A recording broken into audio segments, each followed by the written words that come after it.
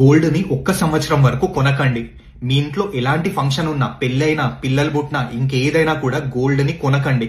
ఇది స్వయానా మోదీ గారే చెప్పారు. ఈ వీడియోని చూడండి.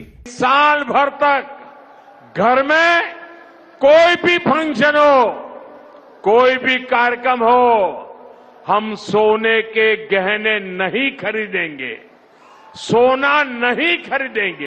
మరి మోదీ గారు ఇలా చెప్పడానికి కారణం ఏంటి అని అంటే, మీరు గనక $1 ఇండియన్ రూపీస్ లో చూసుకున్నారనుకోండి, ఆల్మోస్ట్ 94 నుంచి 95 రూపీస్ నడుస్తుంది.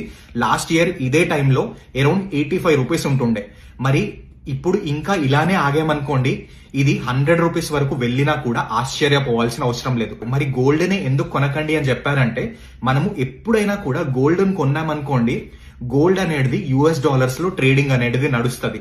అయితే ఎప్పుడు గోల్డ్ ని కొనుక్కున్నా కూడా మన ఇండియన్ రూపీస్ అనేటివి వాల్యూ పడిపోతుంది, US లో కొనాల్సి వస్తుంది, మన ఫారెన్ రిజర్వ్స్ కూడా పడిపోతూ ఉంటాయి. ఒకవేళ గనక మనము సంవత్సరం వరకు గోల్డ్ ని కొనడం ఆపేసామనుకోండి, మన ఫారెన్ రిజర్వ్స్ అనేటివి తగ్గకుండా ఉంటాయి. దీనివల్ల ఇండియాకి చాలా బెనిఫిట్ అవుతుంది. ఇండియా గోల్డ్ చాలా కన్జ్యూమ్ చేస్తూ ఉంటుంది. ఒకవేళ ఇండియన్స్ మొత్తం కొనడం 1 ఇయర్ వరకు ఆపేశారనుకోండి, గోల్డ్ ప్రైస్ పడే అవకాశం కూడా ఉంటుంది. దీనివల్ల మళ్ళీ మనకే బెనిఫిట్.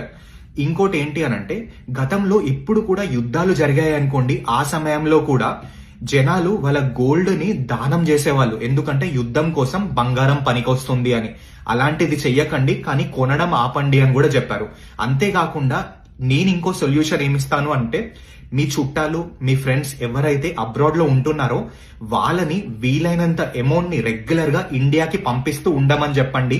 దీనివల్ల కూడా మన ఇండియన్ ఫారెన్ రిజర్వ్స్ అనేటివి పెరుగుతూ ఉంటాయి, ప్లస్ రూపీ ఇంకా పడకుండా ఉండగలుగుతుంది. సో ఈ వీడియోని ఇప్పుడే వీలైనంత మందితో షేర్ చేసి, మోదీ గారు గోల్డ్ ని ఎందుకు కొనద్దు అని చెప్పారో అందరికీ చెప్పండి. ఒకవేళ ఛానల్ కి కొత్తగా వస్తే మాత్రం ఫాలో చేసుకొని పెట్టుకోండి. మంచి ఇన్ఫర్మేషన్ రెగ్యులర్ గా వస్తుంది.